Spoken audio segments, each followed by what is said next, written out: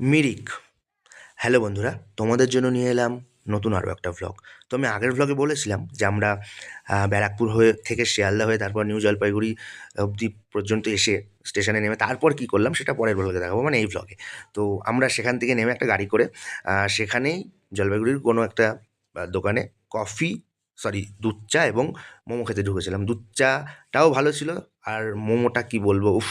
মানে আমি মোমো লাভার নই, কিন্তু এতটা সুন্দর ছিল যে সত্যি বলা যায়, মানে আমি আমাদের ওই দিকেরও মোমো খেয়েছি, কলকাতার দিকেও মোমো খেয়েছি, কিন্তু এই মোমোর, পাহাড়ি এলাকার এইরকম মোমোর স্বাদ আলাদাই। তো যাই হোক, তারপর আমরা মোমো খাওয়ার পর আবার গাড়ি করে আমরা আহ, আহ, বেরিয়ে পড়েছিলাম মিরিকের উদ্দেশ্যে। মানে মিরিকে যাব। তো দেখতে পাচ্ছ কীরকম একা বেঁকা রাস্তা, সোজা রাস্তা নয় একদমই। মানে পাহাড়ি এলাকার রাস্তা আমি এর আগে শুনেছি, সিনেমায়ও দেখেছি যে এরকম হয়, কিন্তু মানে এবার সচক্ষে দেখলাম। তো এটা হচ্ছে মিরিক। মিরিকে আমরা পৌঁছে গেছি। তো মিরিকে দেখো নিচে মানে কুয়াশা আছে, নিচে বাড়ি টাড়ি সব আছে, এবং কতটা নিচে সেটা। আর কুয়াশাটাও ছিল, হালকা হালকা কুয়াশাটাও ছিল, কিন্তু বেশ ভালো ছিল আর কি, ভালো পরিবেশ ছিল।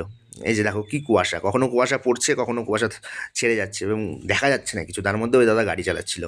আর এটা হচ্ছে সেখানকারই একটা চা বাগান। দেখো দুই দিকে কত, মানে চা, শুধু চা বাগান, এটা শুধু মানে গাছ চায়ের, চায়ের পাতা, মানে সত্যি মানে দারুণ, দারুণ, দারুণ।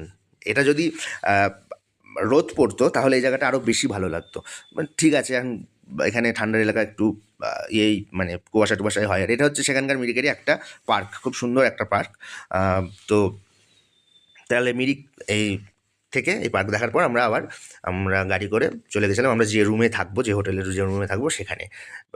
তো এটা হচ্ছে 16 তারিখ, শুক্রবারের। তারপরে আমরা 17 তারিখ আমাদের দার্জিলিং যাওয়ার কথা আছে, তো সেটা আবার পরের ভ্লগে আসবে। তো এই ভ্লগটা এই পর্যন্তই। আর দেখো কি আঁকাবাঁকা রাস্তা, এই রাস্তায় যারা গাড়ি চালায়, যে ড্রাইভাররা, তারা সত্যি ভীষণ দক্ষ। এবং আমি সেই আমাদের যে গাড়ি চালাচ্ছিল যে দাদা, আমি তাকেও বললাম যে তুমি ভীষণ দক্ষ, নাহলে এইভাবে গাড়ি চালানো যায় না। তখন উনি বললো যে এই পাহাড়ি রাস্তায় যারা গাড়ি চালায় সবাই দক্ষ।